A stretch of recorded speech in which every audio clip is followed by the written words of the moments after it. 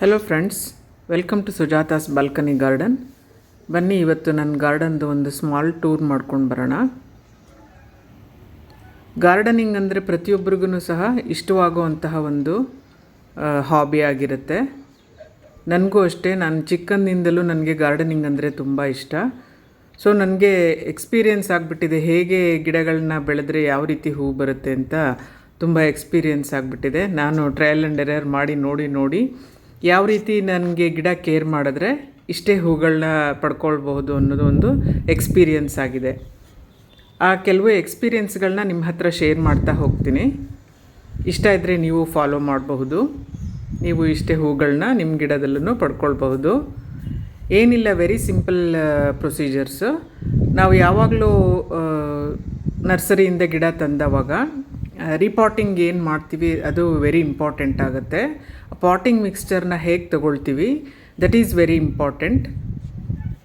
ಅದನ್ನು ಒಂದು ದಿನ ನಾನು ಕ್ಲಿಯರಾಗಿ ತೋರಿಸ್ತೀನಿ, ಇನ್ನೊಂದು ದಿವಸ ವಿಡಿಯೋ ಮಾಡಿ. ಇವತ್ತು ನಾನು ನಿಮಗೆ 2 ಸಿಂಪಲ್ ರೆಮಿಡೀಸ್ ತೋರಿಸ್ತಾ ಇದ್ದೀನಿ. ಕೆಲವೊಂದು ಟೂಲ್ಸ್ಗಳನ್ನ ಇಟ್ಕೊಂಡು ನಾವು ಅದನ್ನು ಯೂಸ್ ಮಾಡೋದ್ರಿಂದ ಎಷ್ಟು ಹೆಲ್ಪ್ ಆಗುತ್ತೆ ಗಿಡಗಳಿಗೆ ಅದರಿಂದ ಅಂತ. ಮತ್ತು ಇನ್ನೊಂದು ಒಂದು ಲಿಕ್ವಿಡ್ ಫರ್ಟಿಲೈಸರ್ನ ಹೇಳ್ಕೊಡ್ತೀನಿ. ವೆರಿ ಸಿಂಪಲ್ ಅದು. ನೋಡಿ, ಸುಮಾರು 1 ತಿಂಗಳಿಂದನೂ ಪ್ರೂನಿಂಗ್ ಸ್ಟಾರ್ಟ್ ಮಾಡಾದಮೇಲೆ ಆಲ್ಮೋಸ್ಟ್ ಇಷ್ಟೇ ಹೂಗಳು ಎವ್ರಿ ಡೇ ಬಿಡ್ತಾ ಇದೆ. ನಾನು ಪದೇ ಅದೇ ವಿಡಿಯೋ ಮಾಡ್ತೀನಿ ಅಂತ ನಿಮ್ಗೆ ಅನ್ನಿಸ್ಬೋದು, ಬಟ್ ಎವ್ರಿ ಡೇ ಫ್ಲವರ್ಸ್ ಇದು.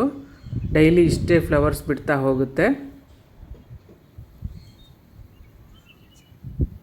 ನಮ್ಮ ಮನೆಯಲ್ಲಿ ಪೂಜೆಗೆ ಅಂತ ನಾನು ಈ ಮನೆಗೆ ಬಂದವಾಗಿಂದ ಹೂಗಳನ್ನೇ ಕೊಂಡ್ಕೊಂಡಿಲ್ಲ. ಅಷ್ಟು ಹೂಗಳು, ಇನ್ನು ಮಿಕ್ಕೋ ಅಷ್ಟು ಹೂಗಳು ನಮ್ಮ ಗಿಡದಲ್ಲಿ ಬಿಡ್ತಾ ಇರುತ್ತೆ. ನಾವು ನೀಮ್ ಆಯಿಲ್ ಓವರ್ ಸ್ಪ್ರೇ ಮಾಡೋದ್ರಿಂದ ಕೆಲವೊಂದು ಸರಿ ಲೀಫ್ ಎಲ್ಲ ಎಲ್ಲೋ ಇಶ್ ಆಗುತ್ತೆ. ಅದು ಸಿಂಪಲ್ ಇದು ರೀಸನ್ ಅದು. ನೀವೇನು ಮಾಡಬೇಕು, ಹಾಗಾದವಾಗ 2 ದಿನ ವಾಟ್ರಿಂಗ್ ಮಾಡೋಕ್ಕೆ ಹೋಗಬಾರ್ದು, ಸುಮ್ಮನೆ ಇಟ್ಬಿಡಬೇಕು. 3rd ಡೇ ಅದ್ರ ಮೇಲೆ ಗಿಡದ ಮೇಲೆ ನೀಟಾಗಿ ನೀರು ಸ್ಪ್ರೇ ಮಾಡಬೇಕು. ಎಲೆ ಮೇಲೆಲ್ಲ ನೀಟಾಗಿ ನೀರು ಸ್ಪ್ರೇ ಮಾಡಿದ್ರೆ, ವಾಟರ್ ಸ್ಪ್ರೇ ಮಾಡಿದ್ರೆ ಏನು ನೀಮ್ ಆಯಿಲ್ ಎಕ್ಸಸ್ ಆಗಿರುತ್ತೆ ಅದೆಲ್ಲ ಹೊರಟೋಗಿ ಮತ್ತೆ ಹೊಸ ಚಿಗುರುಗಳು ತುಂಬ ಫ್ರೆಶ್ ಆಗಿ ಬರುತ್ತೆ.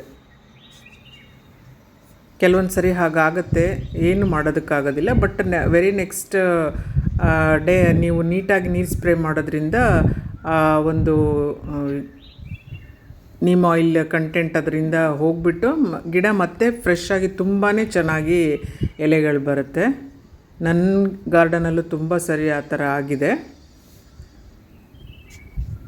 ಕೆಲವೊಂದು ಸರಿ ಮಿಕ್ಸ್ ಮಾಡುವಾಗ, ಲಾರ್ಜ್ ಕ್ವಾಂಟಿಟಿ ಮಿಕ್ಸ್ ಮಾಡುವಾಗ ಹಾಗಾಗುತ್ತೆ, ಏನು ಮಾಡೋದಕ್ಕಾಗೋದಿಲ್ಲ.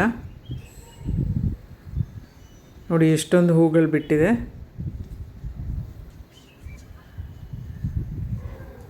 ಇದು ನೋಡೋದಕ್ಕೆ ಒಂದು ರೀತಿ ಖುಷಿ ಆಗುತ್ತೆ. ಬನ್ನಿ ಇವತ್ತು ಯಾವ ಟೂಲ್ಸ್ಗಳನ್ನ ನಾವು ಗಾರ್ಡನಿಂಗಲ್ಲಿ ಯೂಸ್ ಮಾಡ್ಬೋದು. ಇದೆಲ್ಲ ಅಮೆಝಾನಲ್ಲಿ ತುಂಬ ಚೀಪ್ ರೇಟಿಗೆ ಸಿಗುವಂತಹ ಕೆಲವೊಂದು ಟೂಲ್ಸ್ಗಳು. ಬಟ್ ಗಾರ್ಡನಿಂಗಲ್ಲಿ ಇವುಗಳನ್ನ ಇಟ್ಕೊಳ್ಳೇಬೇಕು. ಇವುಗಳಿಂದ ತುಂಬ ಹೆಲ್ಪ್ ಆಗುತ್ತೆ. ಫಸ್ಟ್ ಆಫ್ ಆಲ್ ನಾವು ಸಾಯಿಲ್ನ ಎವ್ರಿ ವೀಕ್ ಲೂಸ್ ಮಾಡ್ತಾನೆ ಇರಬೇಕು. ಲೂಸ್ ಮಾಡೋದ್ರಿಂದನೇ ಗಿಡಗಳ ರೂಟ್ ಚೆನ್ನಾಗಿ ಆಳಕ್ಕೆ ಹೋಗೋದಕ್ಕೆ ಸಾಧ್ಯ ಆಗೋದು. ಹಾಗೆ ಹೋಗೋದ್ರಿಂದನೇ ಗಿಡಗಳು ಹೆಲ್ದಿಯಾಗಿ ಗ್ರೋ ಆಗಿ ಹೂ ಬಿಡ್ತಾ ಇರುತ್ತೆ. ನೀವು ಈ ಥರ ಸಾಯಿಲ್ ಲೂಸ್ ಮಾಡಲಿಲ್ಲ ಅಂತ ಅಂದರೆ ಗಿಡಗಳು ಹೆಲ್ತಿಯಾಗಿ ಗ್ರೋ ಆಗೋದಿಲ್ಲ. ಸೊ ಆ ಥರ ಸಾಯಿಲ್ ಲೂಸ್ ಮಾಡೋದಕ್ಕೆ ಈ ಒಂದು ಇನ್ಸ್ಟ್ರೂಮೆಂಟ್ಗಳು ತುಂಬ ಹೆಲ್ಪ್ ಆಗುತ್ತೆ. Very easily we can loosen the soil.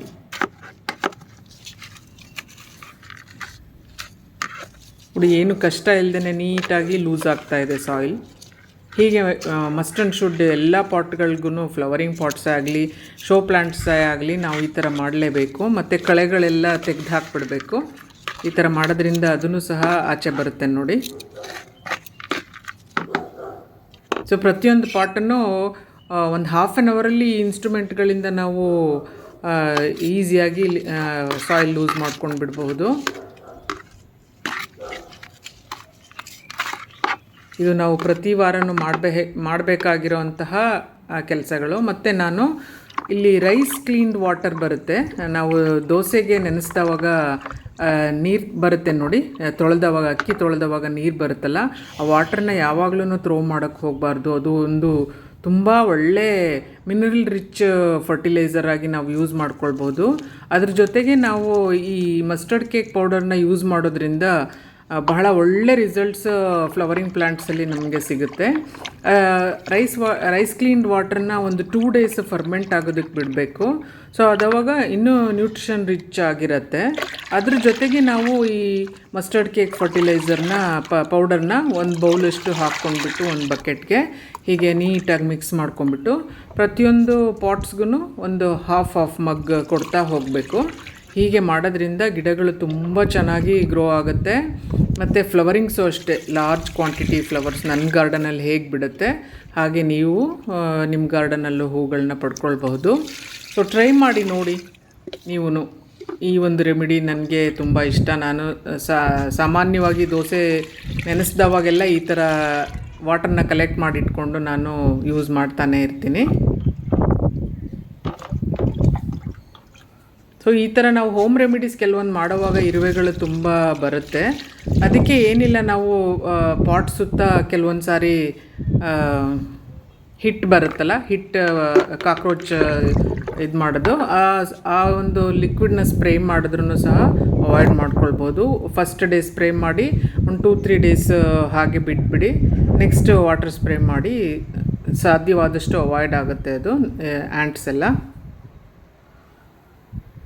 So ಈ ಒಂದು ರೆಮಿಡಿ ನಿಮಗೆ ಇಷ್ಟ ಆಯಿತು ಅಂತ ಅಂದ್ಕೊಳ್ತೀನಿ. ನೀವು ಟ್ರೈ ಮಾಡಿ ನೋಡಿ. ರಿಸಲ್ಟ್ಸ್ ಚೆನ್ನಾಗಿ ಬಂದರೆ ಕಮೆಂಟ್ ಮಾಡಿ. ನನ್ನ ವೀಡಿಯೋಸ್ ನಿಮಗೆಲ್ಲ ಇಷ್ಟ ಆಯಿತು ಅಂತ ಅಂದ್ಕೊಳ್ತೀನಿ. ದಯವಿಟ್ಟು ಎಲ್ಲರೂ ಫುಲ್ ವೀಡಿಯೋ ವಾಚ್ ಮಾಡಿ. ಇದು ವೀಡಿಯೋಸ್ ನೋಡೋದಕ್ಕೂ ಎಂಟರ್ಟೈನಿಂಗ್ ಆಗೂ ಇರುತ್ತೆ.